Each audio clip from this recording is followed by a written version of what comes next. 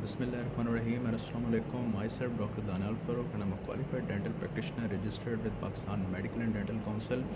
आज की जो वीडियो है इसमें मैं आपको बताने जा रहा हूँ कि आपके दांत क्यों आप खो देते हैं उन्हें, या आपके दांत क्यों ज़ाया हो जाते हैं, और उसको एक कंपनसेशन करने के लिए या उस जगह को भरने के लिए आपके पास क्या क्या ऑप्शन मौजूद हैं। तो सबसे पहले बात करते हैं कि आप अपने दांत क्यों खो देते हैं या आपके दांत क्यों ज़ाया हो जाते हैं। उसमें सबसे पहले जो जी हमारे पास एक ऑप्शन आती है वो होती है डेंटल केरीज, यानी दांतों को कीड़ा लग जाना। दांतों को कीड़ा लगता है, आप एहतियात नहीं करते हैं या आप कहते हैं कि चलो कोई बात नहीं, थोड़ा सा लगा है, थोड़ा टाइम चलाते हैं, या दर्द होती है तो आप थोड़ी सी दवाई लेके आप कहते हैं कि चलो कोई नहीं, खैर ही है, काम चल जाएगा। नतीजतन क्या होता है कि दांतों का कीड़ा कभी भी रुकता नहीं है। एक तरह समझ लें कि ज़िंदा कीड़ा होता है जिसमें अपने कंसेप्ट होता है कि जी दवाई लेके ख़त्म हो जाए, ऐसा कुछ भी नहीं होता, कभी भी नहीं होता। उसमें ये है कि सबसे पहले आपका इलाज होने की ज़रूरत होती है। एक दफ़ा कीड़ा लग जाए तो वो भी टाइम से, अगर आप उस एक जो ख़ास वक्त है जो खुदा ताला ने रखा हुआ है किसी भी चीज़ के लिए, आप उस वक्त से तजावज़ कर जाती है बात, या वो हद से तजावज़ कर जाती है बात, तो उसके नतीजे में क्या होता है, आप अपना दांत इतना ज़्यादा उसको कीड़ा लगवा देते हैं कि वो दांत को निकालना पड़ जाता है या दांत खुद ही भुर भुर के निकल जाता है। ठीक है। दूसरी फिर एक वजह आती है कि मसूड़ों का कोई भी मसला हो आपको, उसके नतीजे में भी मसूड़े आप ब्रश वगैरह नहीं कर रहे हैं, या फिर आप कोई चीज़ मारते रहते हैं, दांत को दर्द शर्द होता हो, मसूड़ों पे मारते रहें, या फिर आपको कोई मेडिकल प्रॉब्लम है जैसे कि सबसे कॉमन होता है शुगर, उसके नतीजे में भी आप अपने दांत खो सकते हैं। और इसके अलावा आप अगर ब्रश प्रॉपरली नहीं करते, खाना वगैरह जम रहा है मुसलसल वक्त के साथ साथ बहुत ज़्यादा जम रहा है, उसके नतीजे में भी आप अपने दांत खो सकते हैं। फिर एक वजह आ जाती है ट्रॉमा यानी किसी तरह की कोई चोट वगैरह लग जाना, कोई एक्सीडेंट हुआ, किसी तरह का कहीं गिरे हैं, कोई चीज़ लगी है, उसके नतीजे में आपका दांत निकल सकता है।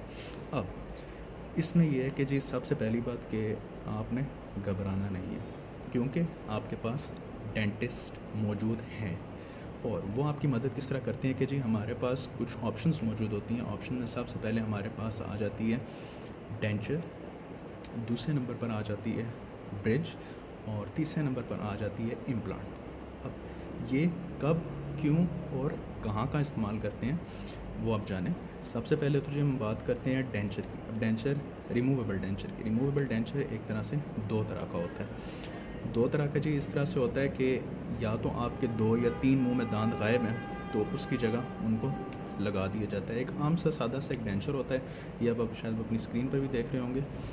तो ये आप देख रहे हैं यहाँ पे कि इस पे ये एक डेंचर बना हुआ है और इसके आसपास एक क्लैस्प सी लगी हुई है। क्लैस्प मतलब ये जो आसपास आपको हुक सी या कुंडे नज़र आ रहे हैं, ये डेंचर के लिए, रिमूवेबल डेंचर के लिए इस्तेमाल होता है। इसे डेंचर बोला जाता है और इसको लिए कई एहतियात और इसमें कई हदायत डॉक्टर आपको देते हैं, वो आपने ज़रा इसको इस्तेमाल करना होता है। क्यों लोग जी ये लगवाते हैं, वजह इसकी ये है कि ये ज़रा सस्ते में होता है। सबसे सस्ते में अगर कोई दांतों की रिप्लेसमेंट या फिर दांतों की जगह कोई और दांत आपने लगाना है तो वो आपको रिमूवेबल डेंचर में पड़ता है। फिर इसी में डेंचर में दूसरी चीज़ आ जाती है कंप्लीट डेंचर। कंप्लीट डेंचर में जी होता है कि या पूरे मुंह में जो बतीसी, जिसे वो बतीसी आप बोलते हैं, डेंचर असल में बतीसी, कि पूरे मुंह में जो बतीसी लगाई जाती है वो आ जाती है आपके पास, कि अगर आपके मुंह में पूरे दांत, सारे मुंह में दांत गायब हैं तो उसके नतीजे में आप वो बतीसी आराम से लगा के इस्तेमाल कर सकते हैं। फिर आ जाता है कि अगर हम बात करें तो हमारे पास एक दूसरी ऑप्शन आ जाती है, वो होता है bridge, fix bridge. Fix bridge जो होता है कि जी ब्रिज असल में हकीकत उसकी ये है कि अमूमन जो हमारे यहाँ इस्तेमाल होता है, कि जो सबसे कॉमन लोग यूज़ करते हैं, जो आप कह लें एक तरह से ज़रा डेंचर के बाद सस्ते में एक चीज़ पड़ जाती है, वो होता है ब्रिज। ब्रिज की जो होती है कि जी एक होल होता है एक तरह का, एक दांत को अगर हम लें तो अंदरूनी तय एक मेटल की होती है, मेटल के ऊपर फिर बैरूनी तय एक होती है पोर्सलिन की।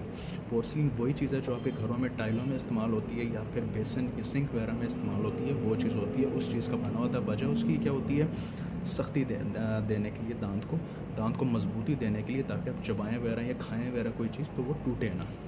तो इसमें आगे फ़र्दर लंबी एक डिस्कशन है, वो एक लंबी ऑप्शंस है उसके लिए कि कौन सी क्वालिटीज़ वगैरह, फ़र्दर उसमें लंबी चौड़ी वो डिस्कशन है, अभी हम उसकी तरफ नहीं जाते हैं। फिर जी उसमें और ब्रिज हम उसको बोलते हैं कि जब कम अज़ कम 2 या 3 होल या क्राउन आपस में मिले हों तो उसको हम ब्रिज बोलते हैं। फिर आपके पास ऑप्शन आ जाती है इम्प्लांट की। अगर तो आप बड़े ज़्यादा अफोर्डेबल हैं या आप चाहते हैं ऐसी चीज़ कि आपके दूसरे दांत ना डिस्टर्ब हों किसी भी वजह से, तब आपके पास आप इम्प्लांट की तरफ जा सकते हैं।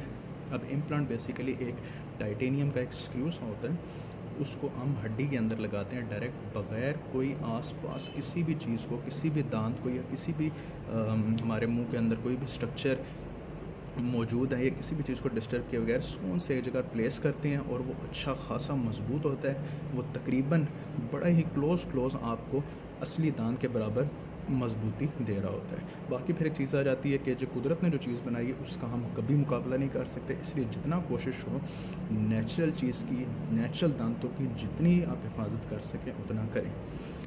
ये थी जी आज की वीडियो। उम्मीद है आपको काफ़ी इन्फॉर्मेशन वगैरह मिल गई होगी। मज़ीद वीडियोस के लिए आप मेरे पेज को सब्सक्राइब करें और साथ जो बेल का बटन है उसे ज़रूर दबाइएगा ताकि आपको आने वाली नई से नई नोटिफिकेशन रिगार्डिंग मेरी वीडियोस के मुतालिक मिल सके और मैं आसान अल्फाज में जितना मुमकिन हो सके मैं आपको डेंटिस्ट्री के बारे में बताता रहूँ। ख्याल रखिएगा अपना। नेक्स्ट वीडियो तक के लिए इंतज़ार कीजिएगा। तब तक के लिए अल्लाह हाफ़िज़।